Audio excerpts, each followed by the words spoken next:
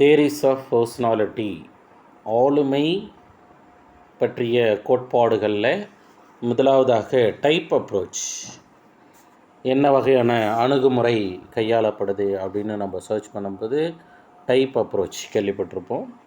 உடல் வாகு அணுகுமுறையில் ஆளுமை பற்றிய கோட்பாடில் முதலாவதாக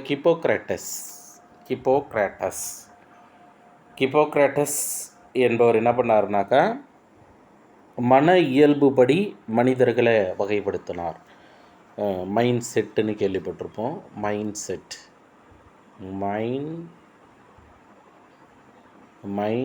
செட்டு மன இயல்புகள் அப்படின்னு கேள்விப்பட்டிருப்போம். மன இயல்புகள் அடிப்படையில் அவர் வகைப்படுத்தினார் அப்படின்னு நம்ம படிச்சிருப்போம். தென் இவர் என்ன பண்ணாருனாக்கா உடலில் காணப்படக்கூடிய திரவங்களின் அடிப்படையில் எந்த திரவம் அதிகரித்து காணப்படுகிறதோ டாமினன்ஸ் ஆஃப் ஃப்ளூயிட் அதன் அடிப்படையில் 4 வகையான ஆளுமையை வகைப்படுத்தினார். சில மனிதர்களுக்கு பிளட்டு அதிக ஆதிக்கம் செலுத்தும். அந்த வகையான ஆளுமையை சாங்குயின் என்று குறிப்பிடப்பட்டது. அப்படின்னா சிறிமுகத்தான், தமிழில் சிறிமுகத்தான் என்று கேள்விப்பட்டிருப்போம். இது என்ன சார் ++ன்னு போட்டிருக்கீங்க அப்படின்னு நீங்கள் சர்ச் பண்ணிங்கன்னா என்ன ++ அப்படின்னாக்கா இவர் உடலளவில் பலமானவராகவும் மேலும் மன அளவிலும் பலமானவர். அப்படின்னா மனவெழ்ச்சி அப்படின்னு சொல்கிறோம். மனவெழ்ச்சி அப்போது like physical as well as the emotionally strong, உடல் ரீதியாகவும் மனவெழ்ச்சி ரீதியாகவும் பலமாக காணப்படக்கூடிய ஆளுமை படைத்தவர்களுக்கு உடல் திரவத்தில் ஆதிக்கம் ரத்தம் செலுத்துகிறது அப்படின்னும் அந்த வகையான ஆளுமையை நம்ம சாங்குயின் பர்சனாலிட்டி என்று குறிப்பிடுகிறோம். அடுத்ததாக எல்லோ பைல், மஞ்சள் நிற பித்தம், அந்த வகையான பர்சனாலிட்டி என்ன அப்படின்னு நம்ம சர்ச் பண்ணும்போது கோலரிக் என்கின்ற ஆளுமை.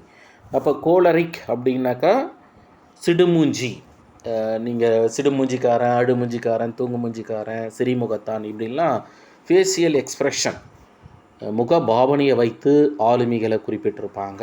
அதற்கு அடுத்ததாக இங்கே நம்ம +- என்று குறிப்பிடுகிறோம். +- அப்படின்னு சொல்லும்போது உடலளவில் பலமானவர் +, மனவெழ்ச்சி ரீதியாக பலவீனம்.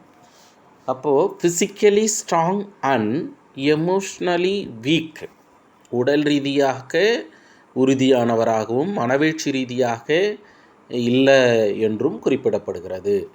மூன்றாவதாக ஃப்ளக்மாட்டிக், அவங்களுடைய பர்சனாலிட்டி ஃப்ளக்மாட்டிக்கு. ஃப்ளக்கம், இவங்களுக்கு அதிகமாக ஆதிக்கம் செலுத்துவது மியூக்கஸ், கோழை என்று நாம் பார்த்துருப்போம். மியூக்கஸ். அப்போ ஃப்ளக்மாட்டிக்கை தூங்குமூஞ்சி என்று அழைப்பார்கள். தூங்குமூஞ்சி. இப்போ தூங்குமூஞ்சி அப்படின்னு நம்ம பார்க்கும்போது உடலளவில் பலவீனமானவர் -ன்னு போட்டோம் ஃபஸ்ட்டு. அடுத்து மனவெழ்ச்சி எடுத்துக்கிட்டிங்க அப்படின்னாக்கா அதிகளவு மனவெழ்ச்சி உடையவர். அப்போது physically week and emotionally strong என்று வரையறுக்கிறோம். இறுதியாக மேலன்கோலிக், கிப்போக்ராட்டஸ் மேலன்கோலிக் என்ற ஒரு ஆளுமை வகையை குறிப்பிடுகிறார். அப்படின்னா அழுமூஞ்சி.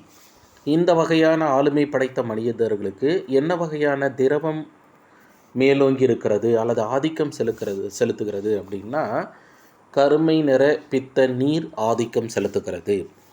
இவர்களுடைய பண்புகள் பார்த்திங்கன்னா மைனஸ், இது ஷார்ட்டாக நம்ம நினைவில் வச்சுக்கிறதுக்காக நம்ம வச்சுருக்கிறோம்.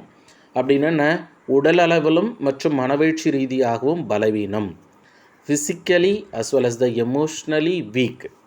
அதனால் ஆசிரியர்களே இந்த இடத்துல வினாக்கள் எப்படி கேட்கப்படுதுன்னா, ஒருவர் உடல் ரீதியாகவும் மனவெழ்ச்சி ரீதியாகவும் பலவீனமாக காணப்படுகிறார் என்றால் அவர் கீழ்கண்ட ஆளுமை வகையை சார்ந்தவர் அப்படின்னு சொல்லிட்டு ஆப்ஷன் ஏவில் கோலிக், பியில் மேலன்கோலிக், சியில் ஃப்ளக்மாட்டிக், டியில் சாங்குயின் அப்படின்னு 4 ஆப்ஷன் தராங்க.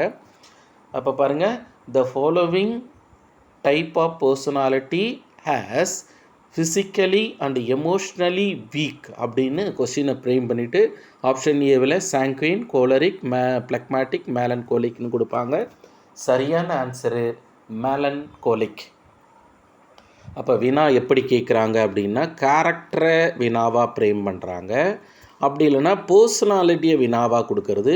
சில சமயங்களில் மேட்ச் 1 மேட்ச் 2, மேட்ச் 1ல் பர்சனாலிட்டி டைப்பும் கேரக்டரை மேட்ச் 2லேயும், சில சமயங்களில் எந்த வகையான திரவம் ஆதிக்கம் செலுத்துகிறது என்பதின் அடிப்படையிலேயும் வினாக்கள் கேட்கப்படுகிறது.